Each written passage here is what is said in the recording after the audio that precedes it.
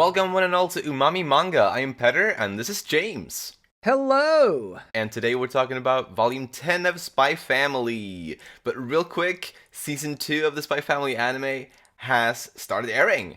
And it's just so great to be treated with these episodes each week again. They do such a good job. It's another great adaptation. It really is. Just continues to deliver. And one of my favorite chapters has finally been adapted. The butt chapter. Bullet butt. Bullet butt, the bullet wound, or I forget what we called it, but yeah. Right. Near and dear to my heart for so many reasons. It's great. Yeah, and they definitely did it justice. You know what's interesting, just real quick, talking about that, or this season, is that I'm seeing a lot of people in the comments saying, yeah, it was good, and you know, these episodes have been funny, but they feel like filler, you know, nothing's really happening.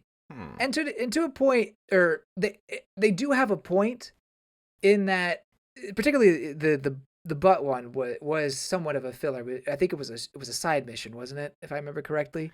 I don't remember. Maybe. So it can definitely feel like a fillerish type situation. But even more so, the overall plot doesn't really move a whole lot in Spy Family, No. particularly at that point where the anime is. I feel like once you get to the cruise ship and where we are now, I feel like the story is incrementally moving a bit. I don't know if you felt the same way after reading this volume, but I kind of felt that way. Yeah, no, I can see that. And actually, in the physical volume, there was a little bonus page near at the end kind of that pointed out that apparently it's only been 3 months since this story started, like in world time. Wow. So all of this has been happening over 3 months, and it's been a lot of just kind of well, I don't want to say meaningless shenanigans, but like just little things that don't necessarily matter, but they're entertaining. So I'll take them. I'm happy to read it. Right. I mean, at the end of the day, Spy Family is about these, lack of a better word, misfits coming together and trying to be a family. Right. More so than the overall plot of ending the Desmond's nefarious means, or solving peace between Westalis and Ostania, or whatever the main plot's supposed to be. Right. Yeah. And right, that is the main charm of it, is this family dynamic that comes from these three main characters. But this volume 10 had a really strong opening as well as a really strong ending, in my opinion. Yeah. Yeah, started and ended really, really well. I agree. So I'm very excited to talk about this one. Mm-hmm. So shall we? Let's. So starting with Loid Forger. Finally, we get some detailed backstory for this guy. Right? Still no name, though. I wonder if we'll ever get it. I don't know. I wonder. I could see either way. Yeah. But yeah. Remains to be seen. But we learned that he grew up in this town called Leuven in eastern Westalis. He had a mom and dad and 3 best friends. But he ended up losing all of them. Mm-hmm. And enlisting in the army before the age of 18. I reckon he was probably like 16 or 17 or something like that. Yeah, that makes sense. It's a tragic past to match his, I guess, inner goal to not let any child have to deal with the terrors of war. You know, we already kind of knew that something had happened in his childhood that had led him to become a spy and to not want to see a child cry. Mm-hmm. But it was really nice to get the details and to kind of see his origins of becoming a spy. Right? I loved it so much. But actually, like on that thing, like his goal and everything, I really loved that part. You know, when the guy who came to recruit him asked him about those things, because Twilight had said like he doesn't care about his country, he doesn't care about winning the war, and so the guy asked him why he was there, and Twilight said no reason, but we see these children running by, and like, so even though he doesn't say it in the moment, we know, obviously, as you pointed out, since volume 1, I believe it was even that early, that making a world where kids don't need to cry is the real reason why he became a spy. And so it ties so beautifully into that previous knowledge without having to say it here. And I love that so much. Like, it was so beautifully done. Yeah, absolutely agree. Perfect example of showing and not telling in that aspect. Yeah, totally. But we also get to see a little bit of Twilight's family life as a kid, and his mom and dad, and that stuff. And Twilight's dad clearly hadn't fallen for the propaganda about how horrible all Ostanians are and whatnot. Like, Yeah. he seemed quite offended when his son expressed how all Ostanians are monsters and whatnot. Yeah, I don't want to say that any sort of child abuse is okay. No, Do not hit your children like that, please. yeah, I guess you could chalk it up to a different generation. But also, you can't deny that he has good intentions, his father, in yeah. that he doesn't want his son to be caught up in the propaganda, in the allure of joining a military when Hmm. there should be no need for that kind of talk. For sure. I feel like a character like him, or parents in general, in a story like this, would be on the side of the government, or the propaganda, and they would be appalled if their son would come. Hey, why do we have to fight? Aren't they good people? It would be the opposite. I feel like usually, you know what I mean. I mean, I can think of one example like that, but yeah, I see what you mean. So yeah, so it was kind of a different take, in my opinion, Hmm. of having the father be someone who actually it doesn't buy into the propaganda, basically. Right, right. Yeah, it was nice. And it actually made me think, or it brought my thoughts back to, I believe it was a few volumes back, when we learned that Twilight's mom used to sing this song for Twilight when he was a kid. And in that volume, we also saw Yor singing that same song. And Mm. I don't remember if we speculated on this back then. We definitely may have, about this maybe meaning that, or indicating that Twilight's parents are, or at least his mother, came from Ostania before settling down and Mm-hmm. having a kid in Westalis. Mm-hmm. But I think combining the fact that Yor and Twilight's mom knew the same song with the fact that his dad took it so well, took it like he did when he heard his son say those things, makes Mm-hmm. me feel like it's at least a possibility that his parents, or again, or at the very least, maybe only his mother, came from Ostania. Mm. Yeah, and they could have been hiding in Westalis, or not, maybe not hiding, but just they had decided to move Hmm. borders for whatever reason, Right. um, but didn't feel comfortable maybe sharing that with everybody, or I guess not comfortable sharing that with Loid for some reason. I mean, yeah, and it seems, I feel like that's reasonable, since it seems like so many people probably dislike the other side, like, because of Yeah, the propaganda. Though, to be fair, the Croquet lady wasn't, well, she hadn't bought into the propaganda either. So, yeah, I agree. And also, it seemed like well, maybe they weren't young, but the reasonably young adults were more open to the peace talks, whereas the old man was mm, going on about, be prepared for war, or that you can't trust those guys. If you right. in that chapter, I believe. Yeah, I believe so.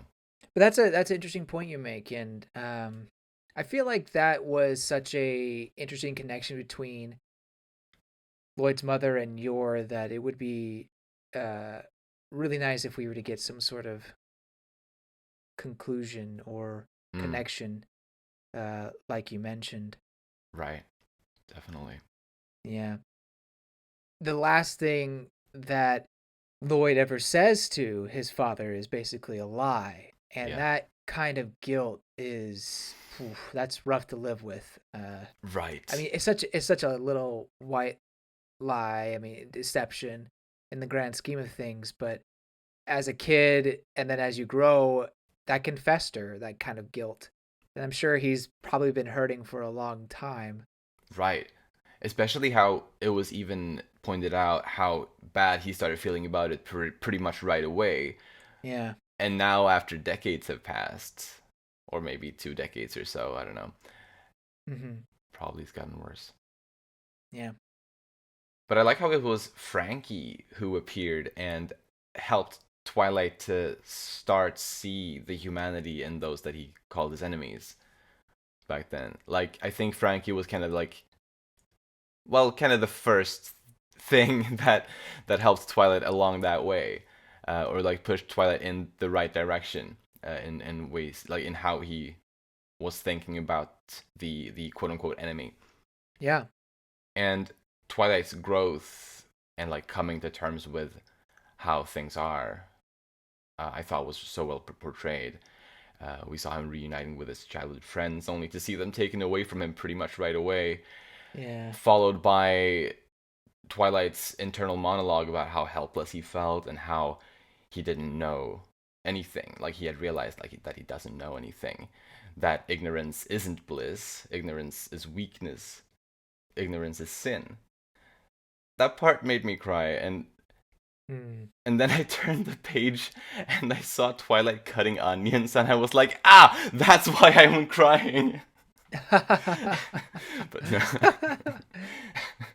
Who's cutting onions in here? Oh, Yeah. Loid is. Apparently someone was. But yeah, no, that was really good, I thought. Honestly, that whole chapter, just, it was a relatively long chapter, but that whole chapter with Twilight's backstory and everything might just be my new favorite chapter of this whole Mm. manga. I absolutely adored it. Like, I really like it when the series gets serious like that, because even though Yeah. it is definitely a comedy first, but I think it pulls these serious parts off brilliantly as well. It is a great chapter, and it might be my favorite serious chapter. Uh, Although, quick anecdote, they split it into 3 parts. I think it's 3 parts in the Ah, Jump app. So I I assume see. they released, you know, That makes sense. weekly, Mm, separated weekly. gotcha. But that I could agree with that being my favorite serious one. But I still love the Becky visits the forger house. Oh That's yeah, that's still my freaking that favorite chapter. that is, It's so good. just That thinking was just about it. last volume, I think. I believe so. Mm. Uh, I I cannot wait for that to be animated, whether it's this season or a future season. Oh It's yes. Oh it's gonna be yes. so good. But yeah, no, it's very very good, very solid, and much needed backstory Yeah. for uh Loid Tasogare, whatever. Just to understand more about him as a character. Right. When we've gotten quite a bit about Yor's backstory, at least with her brother, and maybe there could be more. Yeah, and I'm open to more as well. Hmm. But Loid was more of a mystery, I felt like. For sure. Absolutely. I mean, it's kind of been his whole thing, kind of the fact that we don't really know anything about his past. Yeah. But now we were given this, and yeah, I love it. Yeah. But anything else on him? No, I'll save this for predictions. Then let's move on to your next. I think it's always so sad seeing her be like that hard on herself and thinking of Right? her being different as being a bad thing. And like, it's not the first time, but this part with her in this volume, I think, kind of emphasized on it again. And yeah, it's really sad to see it. So for her to learn in this volume that there's, well, or rather that it's normal to not know what to do. I love I that. love that. That was beautiful. So many beautiful moments in this volume. Yeah. It is wholesome to see Yor and Loid learn in the way they are about parenthood, Yeah. Yeah. and not just parenthood, but what it teaches about themselves. Mm. Yor is so paranoid about being found out that she feels like she has to find the perfect way to live, when in reality that there is no such thing Right. uh, of being, a perfect housewife, Yeah. a perfect mother, Mm-hmm. a perfect person. So I hope this is a lesson that she continues to learn. I don't think it's going to be like, right away that Right. it clicks for her, but I'm glad that she was able to hear that. And also it does feel like Loid kind of fueled the fire a bit in that, telling her there isn't a normal way of being a wife. He Mm. kind of helped her at the very end see that as well, I feel like. Right. Right. So I think these are definitely good experiences that she's gaining here. Yeah. And yeah, just in general, joining the Lady Patriot Society, I think is going to be a good thing for her ultimately. Uh, Yeah, it'll be really fun to see what comes of that. getting a group of friends. Yeah, I really love that for her. yeah, it's lovely. When you're told the shopkeeper about Melinda Desmond, Mm-hmm. she also ended up telling him about what Loid had said about expressing his shared beliefs Mm-hmm. kind of with Donovan Desmond, and obviously that's not really how Loid or Twilight feels, but No. I understand why he expressed himself that way in front of Yor and whatnot. But this was something that was really juicy. I thought the fact, like, for the shopkeeper to be under the impression that the Thorn Princess's husband is a supporter of the National Unity Party or whatever it's called, um, is so interesting. Like, because I think this could be what brings the Garden and at least Twilight together. Like, this may be Mm-hmm. how Twilight the spy and the Thorn Princess cross paths eventually, maybe soon. I don't know, but Mm-hmm. I don't know. Regardless, I just think it's so exciting. It does feel like a little seed has been planted. Mm. Uh, Yeah. what I think though is when she says that, he kind of has like a twitch. It, it almost seems suspicious about it, Right. instead of being kind of happy, I guess, or it's like, oh, that's good. It's more so, oh, really? Yeah, is True. that so? So maybe he had his suspicions about Lloyd's actual interest in all that. Ah. Um, Guess I could see that too. Yeah. yeah, I mean, as an assassin or leader of assassins, I'm sure you got to be suspicious of a lot of things. True. Um, Hmm. just as just as Lloyd is suspicious about every single thing that happens. Yeah. But yeah, so I'm hoping that something does come of that. Definitely. And I definitely expect it to. Oh man, dude, I hope this ramps up to an eventual confrontation between Twilight and Thorn Princess. That would Right. be Uh-huh. so be heartbreaking but good, and but then it'll be okay because it's not that kind of a story. Precisely. Of course it would be okay in the end. But yeah, no, it would be so hyped to Yeah, see them confront each other. dude. Ugh. Well. Anything else on your? I'm good. All right. Then next, let's talk about Melinda Desmond. Oh. I did not understand that she would be revealed as Damien's mom until they started talking about, I guess, the connection that their kids may have in being in the same grade and whatnot. Same. Like that's when I started being like, oh wait a second here. Then I flipped the page and it's actually full on revealed. That was a big gasp for me. Yeah, Big gasp. really was. And yeah, it was such a fun reveal. Like, just brilliant. And knowing about it now, like in hindsight, looking back, and like, I think she and Desmond definitely have the same eyes, I think. Mm-hmm. He definitely doesn't have his dad's eyes, at least. No, true. um, but I think he got his eyes from her. From her. Interestingly, actually, I believe there was some concept art in one of the earlier volumes or previous volumes of, I guess, Endo's original design of Damien, and his eyes looked a lot more like his dad's originally. But I think it was something about the editor thought he was too ugly, so he wanted to make him cuter. So he changed the eyes. I think the editor made a good choice. Yeah, I agree.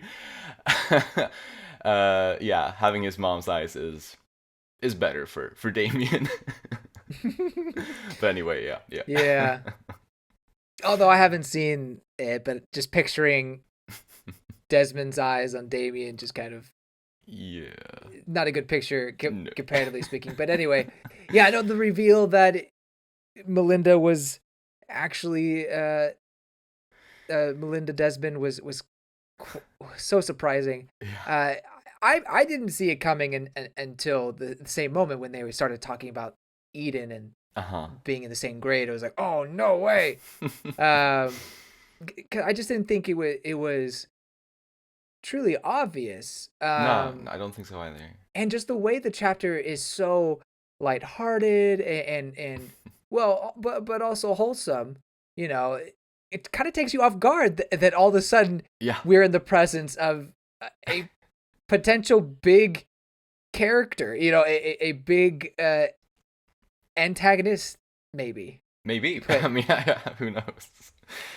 Yeah. Yeah, it was a great reveal and a great way for potentially for Yor to get caught up in the gosh, what would you call? Well, the Twilight, the Weiss's story line. Right. You know? Oh yeah.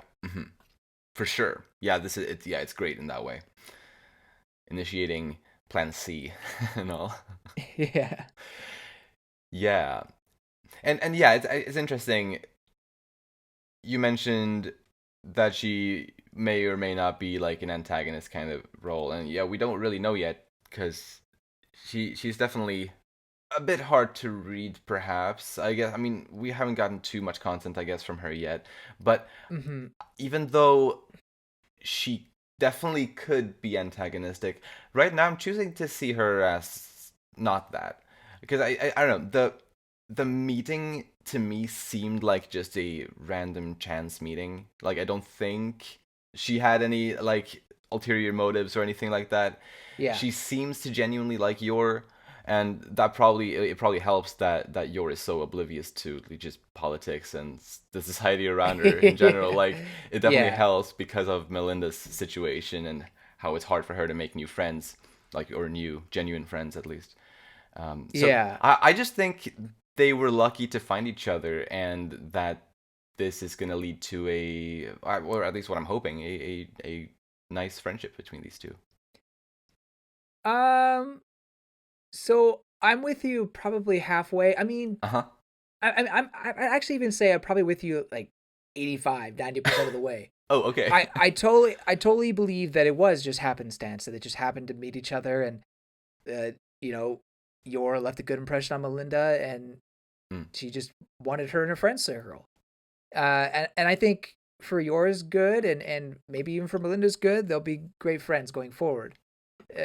More or less. Mm. That being said, did you not pick up on any sort of sinister vibes once she was introduced as Mrs. Desmond?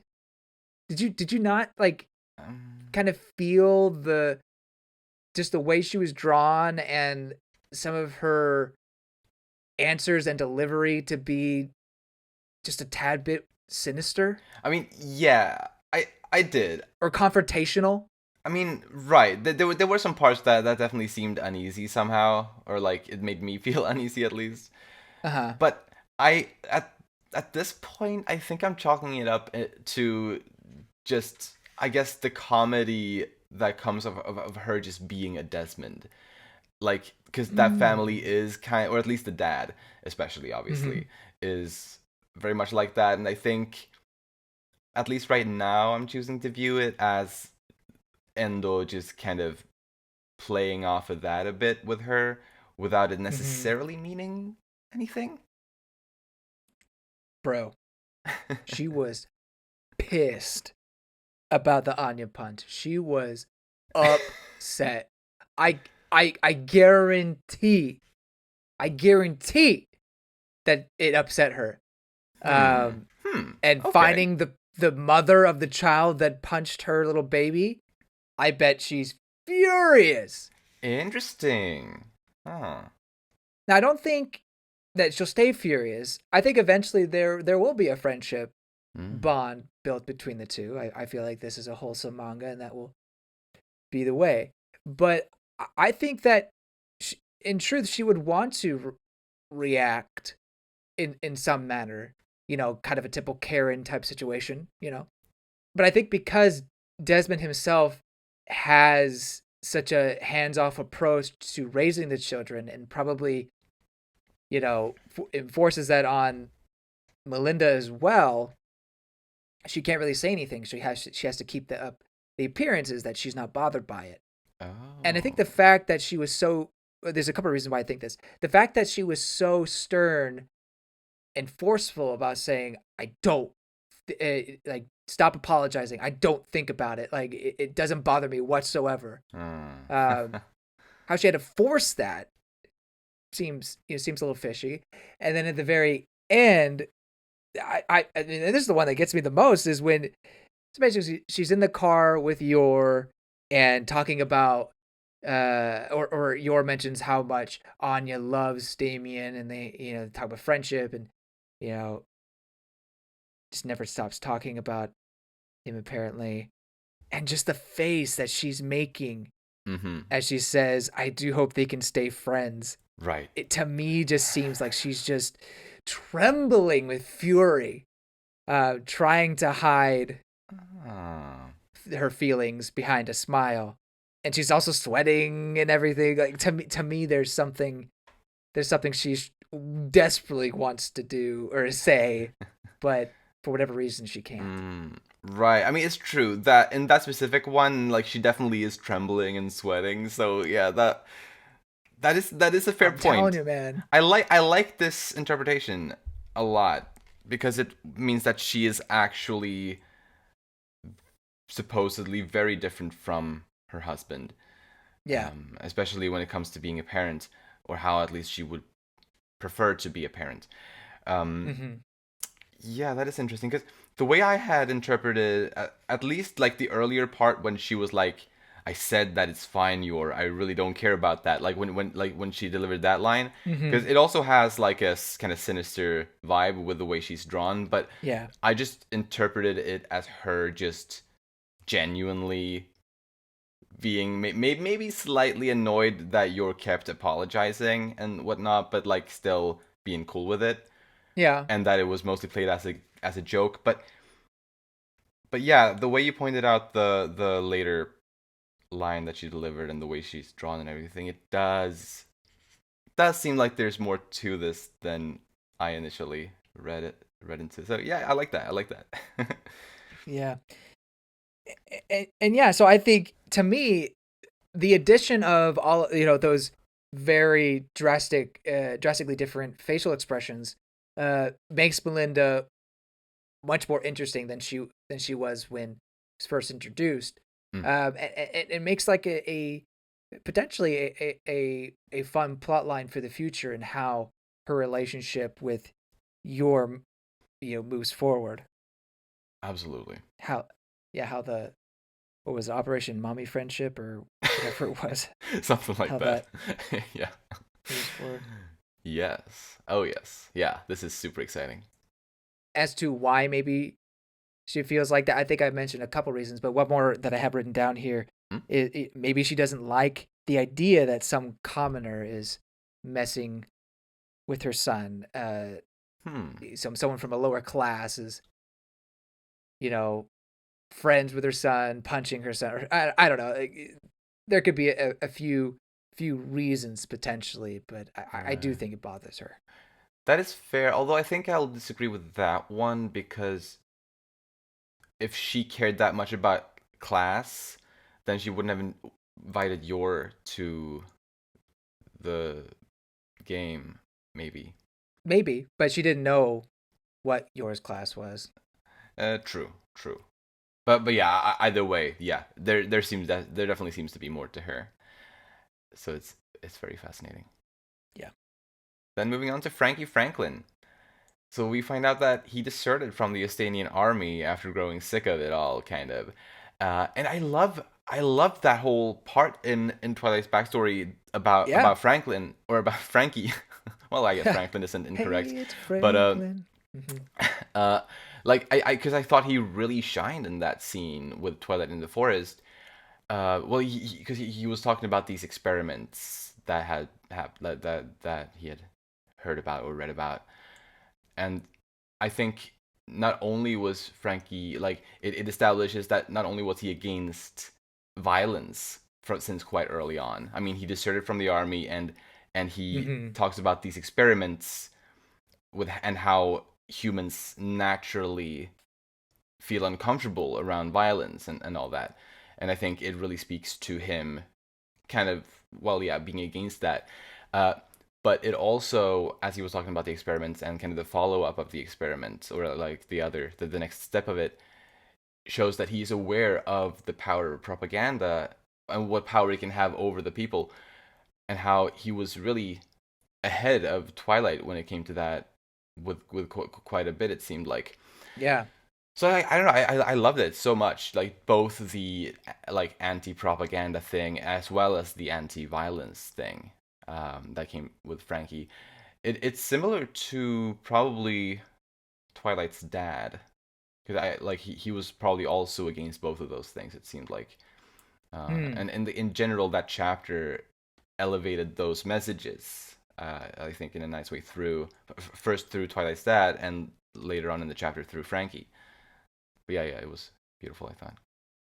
Yeah. Interesting. You focused on the anti-violence part. I really didn't pick up on that because to me the experiment was more so just about the fact that propaganda or uh, what people are told can change how they feel. Hmm. And I've heard of that experiment before. Like that's an actual experiment I believe that was done. I think so too. It was familiar to me as well. Yeah. And so having that brought up in this instance and tie into Lloyd's backstory was very nice. And really really cool to see how Franky had been secretly a part of Lloyd's life and I guess his current philosophy in life or his current well more so his current life as a spy. Hmm. Uh yeah, Franky's been there since a long time. Yeah, yeah. But they're not friends. Yeah, I was gonna say yeah, but apparently he doesn't see him as friends. Oh Lloyd. Oh Lord. I do want to go back to that just to Hmm? because what I got out of Franky besides his lesson on I guess propaganda Hmm? was that he just didn't want to die, which yeah, totally admirable. Like yeah, who wants to die in a meaningless war like that? Absolutely. Without having been with a woman. Yeah, exactly. I I I know the feels, man. His face when he's when he screams that is so desperate and sad.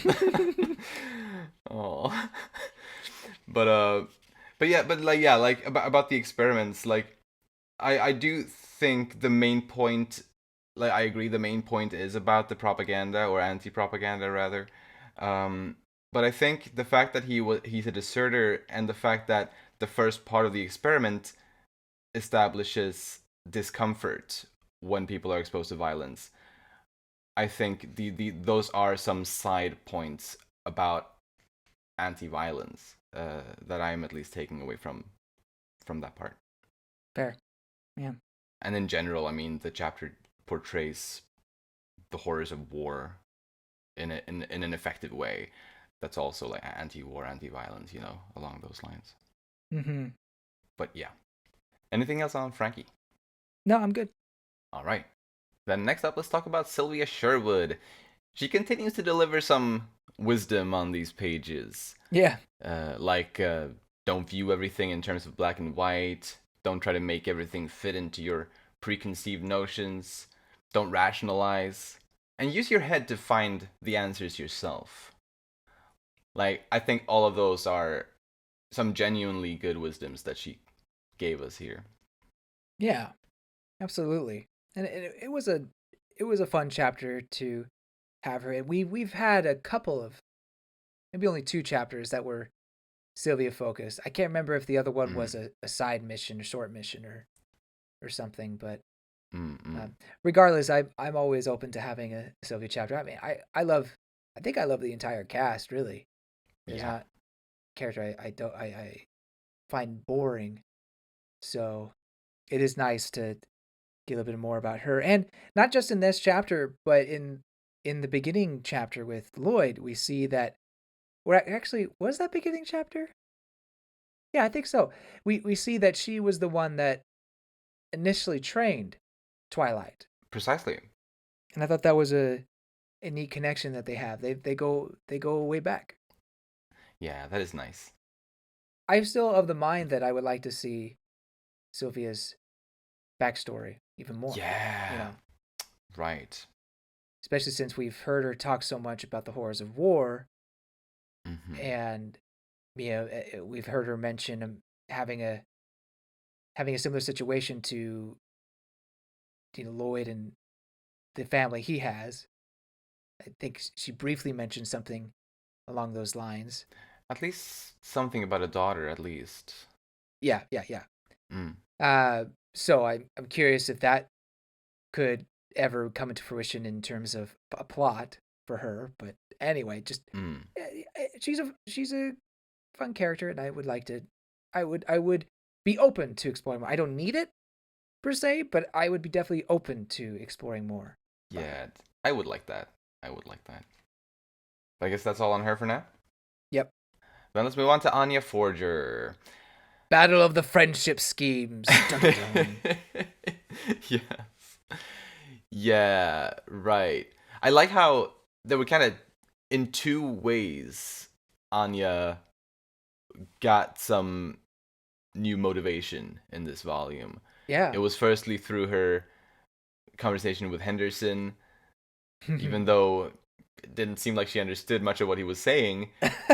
She still came home that day with seemingly a brand new sense of motivation to become an Imperial Scholar and like to achieve that part of the plan. And then there was kind of adding Plan C to it all. Kind of made Anya even more motivated to succeed with Plan B. Yeah. So yeah, instead of doing her homework, she was up all night trying to figure out how to become friends with Damien. Precisely.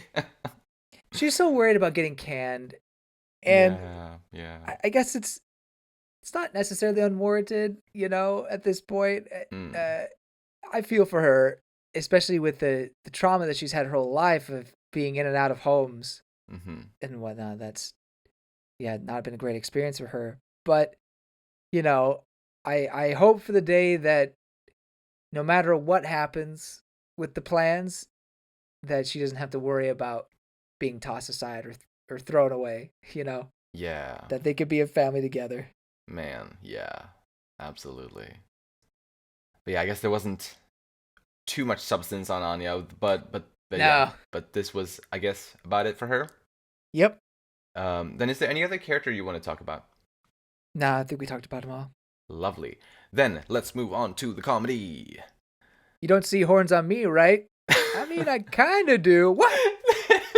Yeah, he was really reaching on I'm gonna eat you. Man, yeah, it was so. Honestly, it was just so fun to see. I guess, well, yeah, just this innocent child version of Twilight, because it's so unlike. I mean, you can definitely see kind of where he's coming from and everything, like, but it's so different from what we're used to seeing him as. Yeah, it's very fun. Also, Anya's entire part with Henderson I thought was really funny. Like just bunch Do of it for the tea cakes. yeah, exactly.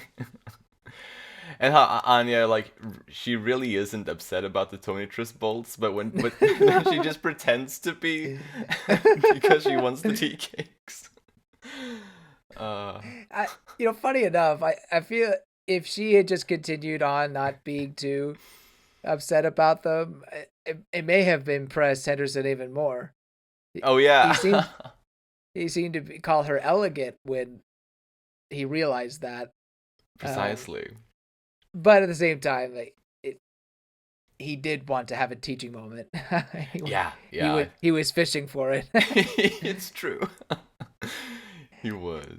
And in that same chapter, the panel where she says they look super cool. I think that's another great Anya face. Yeah. Oh yeah. Yeah, I love it. And Henderson, like, in his head, he was like, she didn't get a single damn word. And then, like, immediately he catches himself using the word damn. He's like, that is not elegant. Or he didn't Oh say my that. gosh. But that is I can't not believe elegant. I used profanity. Using words like that. How dare he? Even though it was only in his head. It's funny to me how Loid has PTSD about the bolt. And he's like, did you get another bolt? Yeah. He's just fate. Oh, and not just that, like the whole flashback to his childhood was because he was passed out from Anya telling him about the bolt. Yeah, right. So great. Man. Yeah, yeah. I also thought it was so funny to see when they were playing baseball and Yor was blasting, or the volleyball, sorry, and Yor blasted the volleyball into space. Like that was hysterical.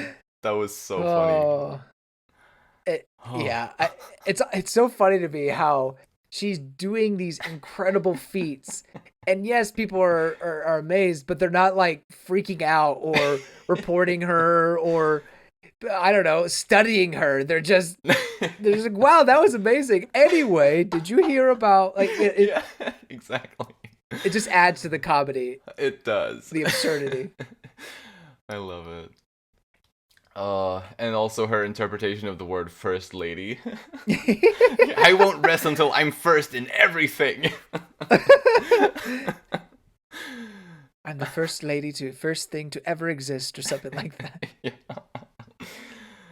I mean, shout out to the short mission with Franky and Bond. Oh yeah. Bond trying to woo the other dog was cute. I love how he thought jumping into the water would make him look dapper, or I guess, or something. I don't know, but yeah, it was a funny moment or good opportunity to see skinny Bond again. Exactly. Yeah. Oh man. Anya trying to collide with Damien while having the yakisoba burger stuff in her mouth. The friendship crash. Exactly. But I love how it didn't work out. Damien just dodged it. Yeah, that was it was smooth. so smooth. Yeah. And I love how it was all of it was Becky's plan. Like, yeah, so funny. And there was also the silly short mission with Bondman or whatever. Oh yes, that when was there too. Like I need to bring joy to all the ladies in the world. And I noticed how they featured that chapter quite a bit earlier in the anime adaptation. In fact, it was here in these early episodes of season 2. They moved it up to that earlier part in the story, kind of. Coincidentally, I read this volume for my first time just earlier in the same day when later on in the same day I watched that episode for the first time in the anime. And I just noticed that it had that same, well, yeah, it adapted that short mission quite a bit earlier, but yeah. Not that it matters. It obviously has nothing to do with the the story or anything. But yeah. It was a funny side chapter though. Yeah, coincidence, yeah. Oh yeah. I mean, yes, a funny coincidence as well. At the end of the physical volume, there's like a 2-page bonus thing celebrating the 10th volume.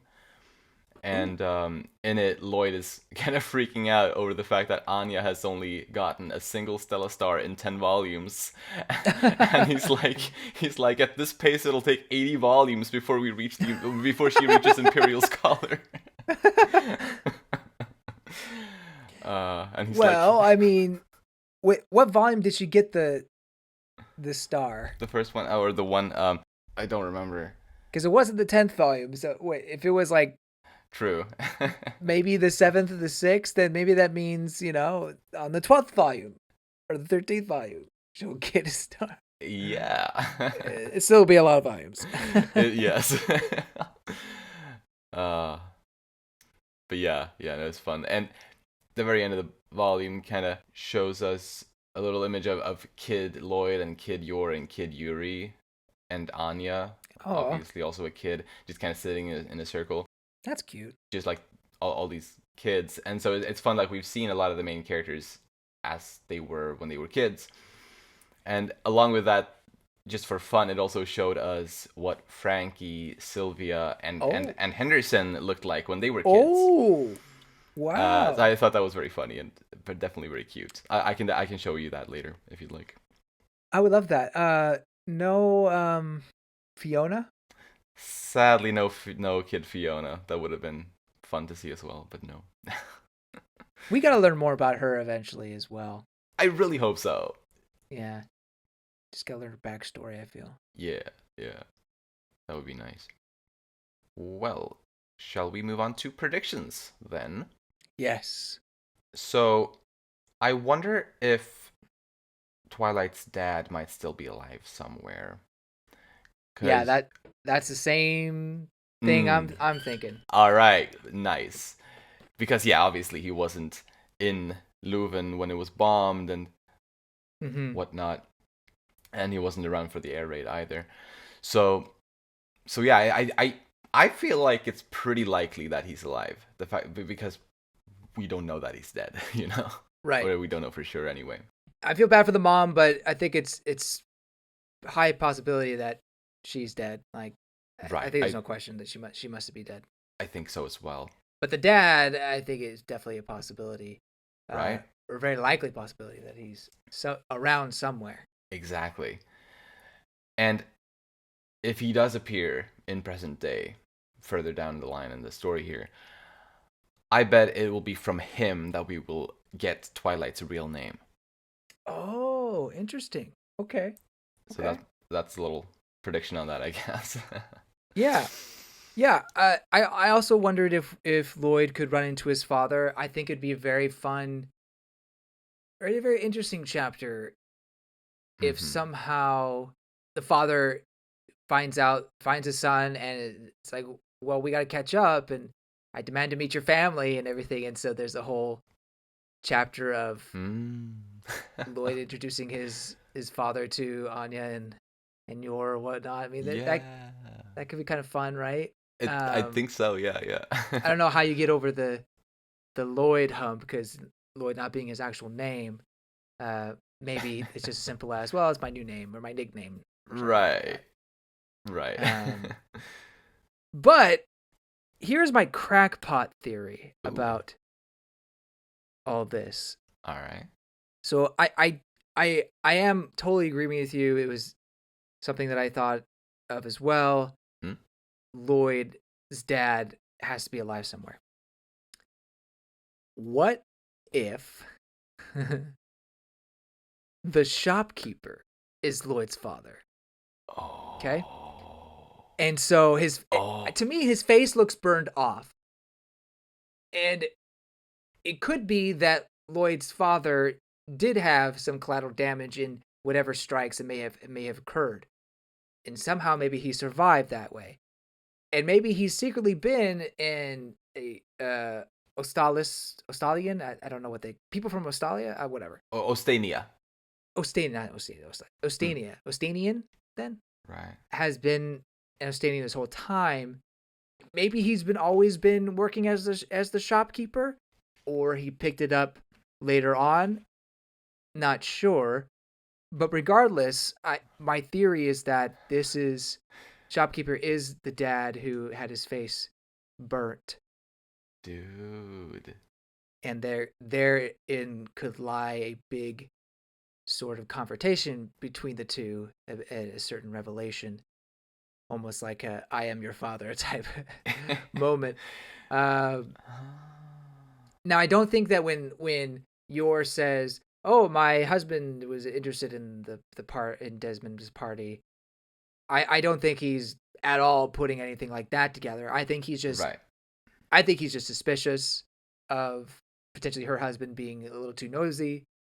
But regardless, I'm kind of going in that direction. But again, it's crackpot theory. Like, not every character has to be connected in some way. We Right. don't see the his father's face. I don't know.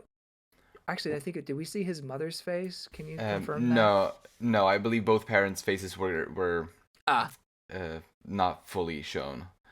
so that kind of throws a wrench into it, unfortunately. But we don't see his father's face. They kind of have a similar slim jawline. I feel like, well, the chin may be a little bit different. Well, I was about to say actually. I think they do have the same kind of cheek lines or whatever you want to say. Yeah, yeah. Like that is identical. Mm-hmm. So and I think the nose actually could pass for the same nose too from Oh, really? what we can see here. So I like this crackpot Right? theory. Right? Anyway, so that could be a very interesting story point going forward. For sure. Yeah, that's nice. That's fun. That's very fun. I guess one point against it, or Please. except I mean I do like it a lot, and I want to No. believe in this. Uh-huh. Though I don't know, the dad seems, or actually no, I was gonna say his dad seems kind of more like a pacifistic kind of guy, but I don't know if that's necessarily established. So I'll take that back. I mean, he does hit his own son. That's not really a I pacifist mean, move. true. But I guess on a grander scheme, but Sure, fair. it I guess from him it's mostly the like anti-propaganda kind of thing, and not necessarily. I guess he is against the war, and that is in a way what the shopkeeper is against as well, because Mm-hmm. based on my understanding, the guard and assassin group work as they do to end the war, or at least to prevent more conflicts. I believe, based on what the targets have been that we've seen, and at least the Uh-huh. ones that we know a lot about, and the missions that we know the details of, it seems like they are supporting a non-war or non-conflict endeavor. Maybe. I, that may be true. I'm pretty sure that they are going after traitors to the state, like anybody who seems to be working against Ostania, I believe, because I think Yor calls them traitors when she kills them. I believe.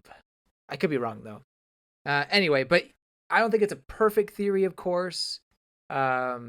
We don't know a whole lot about Twilight's father after No, this little chapter. Just a few little things, but who knows? He either could have been in disguise, or he's kind of always had this mentality. And I think as we were talking about earlier, we wondered if maybe he was actually from Ostania to begin with. precisely. So yeah, but yeah. I'm glad you threw that one out there. Yeah. Speaking on the Loid's actual name, Hmm? this is way down the line. We're talking like final volume type things. But Okay. wouldn't it be cute if he ends up with Yor in the end and he finally shares his name with her? Wouldn't that be just the most adorable thing? That would be nice. Very cheesy. I would love it. Yeah. And I guess if that's how it goes down, honestly, I wouldn't mind it if the name is censored in the speech bubble again. Like if it's like the last Yeah. chapter or something. Uh-huh. Like if that's how it is quote unquote revealed, for it to Uh-huh. never be revealed to us, Hmm. I think I would almost kind of like that. Yeah, I wouldn't mind that either. Hmm. I think it'd just be nice to see him share his name with somebody, share Right, his true self. precisely, and to do it with your out of all people, it Yeah, would be beautiful. Mm, mm. yeah. Speaking on that, just briefly, when Loid woke up from his dream, Anya was trying to read his mind, but she couldn't really pick up on the dream. So Yeah. I guess Anya could potentially figure out his name if she were to read his Ooh. dream. Oh yeah, if she had actually been on that a little earlier, yeah, yeah, yeah. I Yeah. love that. By the way, how or like that depiction of basically forgetting what you were dreaming almost immediately upon waking up. I thought it was so relatable because that's most of It's my true. dreams are like that. Yeah. And the Yeah. way it was like portrayed here in the manga was really good, I thought. Agreed. Agreed. My final prediction goes back to Melinda. Ooh. I think that Melinda Yor will still meet each other, and I think Yor will definitely try to grow in their friendship for her own personal gain and experience. But I think that, I mean, it's really more so potentially, but I'll just say his prediction. Uh-huh. Uh, Melinda will try to get back at Yor in little ways, but Oh. Yor will avoid it in the hilarious manner, kind of like a Mm. Looney Tune Tom and Jerry type situation, uh, Like kind of where unintentionally avoiding it. yeah, like, Uh-huh. unintentionally, Yeah, I could uh, definitely see that. That seems like the type of humor that this story could give us. right? That would be fitting. And I think those kind of microaggressions, instead of just like flat out telling you or I hate you or how dare you, whatever. I think Uh-huh. that seems to be more in line with what I feel like Melinda is experiencing, or she's like trying to hold herself back in Right. some way. Yeah, actually, and I like it because it would distinguish itself from Fiona's rivalry with Yor in that way. True. Because if she had been totally upfront about it, it would have been probably too similar to Fiona. Yeah. But if it is just as you say, like these kind of small little kind of passive aggressive things or whatever you want to say, then yeah, it would be a different thing. Yeah. I think in the end, it could lead to a strong friendship between the two. Maybe eventually Melinda cools off, or Yor saves her life, or something ridiculous. Hmm. Uh, I think it still could be very wholesome, just hilarious. Hmm. Um, and it maybe kind of mirror Damien and Anya in a way, where Anya feels like she's messing up a lot in her friendship with Damien, and to some extent she is, but she's also in other ways winning big time in kind of secretly stealing his heart. Yes. Um, I'm not promoting a ship between Yor and Melinda. These are both married women here, but I am Yeah. saying that maybe over time, Melinda becomes uh, you know close to Yor in some way. For sure. I definitely think so too. And my last prediction is only that I think both Anya and Damien will get new Stella stars pretty soon. I think it's Oh, about good. Yeah, time good call. for that Yeah, to I think happen so too. to both of them. Yeah, yeah, I agree. Yeah. By the way, something that was pointed out by someone in the YouTube comments Oh, on, I believe, the most recent Spy Family episode that we put out, um, mm-hmm. about Madame Donna Schlag that we were, yeah, that we were talking about last time. Slog makes me laugh You're every still time. laughing about that. But anyway, I believe I pointed out last time that Schlag is the German word for like hit or strike, kind of. Ah, Um, but her name is even more punny or funny or whatever you want to say than I knew. It's not just the last name, but her first name Donna. It's not spelled the same way, but it's basically pronounced the same way, more or less, as the German word for thunder.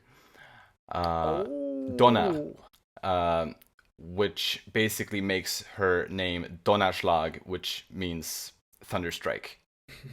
So yeah. Just wanted to point that out, and I wanted to thank the person who pointed that out to me in the YouTube comments. Cool. Because I love that. It's such a witty name. Yeah, definitely. But yeah, 10 volumes in, and this series is delivering. Absolutely, I'm loving it. Yeah. Like, I mean, I could see how people wouldn't like it. I don't think it fits everybody's criteria for a masterpiece. And I'm not saying it's a masterpiece per se, but I am saying it's very enjoyable for me. Absolutely. And it's kind of the family-friendly comedy and action that I really enjoy. And it's a show that I could watch with my parents and not feel awkward. Yeah, I guess the same can't be said for a lot of anime. Yeah. You're right. Wait, let me explain. No, I really can't explain this one. I'm sorry. Sure. But yeah, no, it's wonderful, and yeah, like this volume was so strong. Yeah. So I'm very excited for what's to come. I know. Another one of those volumes where I'm just like, man, why can't the volumes come out faster? like, come on. Yeah, sadly, I feel like Spy Family and probably To Your Eternity, and I guess Vinland Saga, out of the ones we're covering, are probably the three that are coming out the slowest. It's true. I feel like it's about 2 per year or something like that. Yeah. But anyway, always a blast to read these. Yep. Well, if you enjoy our content, you can follow us on Twitter at Umami Manga, and it would be lovely if you'd like to support us by rating our show on the podcast platforms and subscribing to our channel Umami Manga on YouTube. Thank you so much for listening, and we'll see you next time when we'll talk about Volume 11. Bye bye! See you later.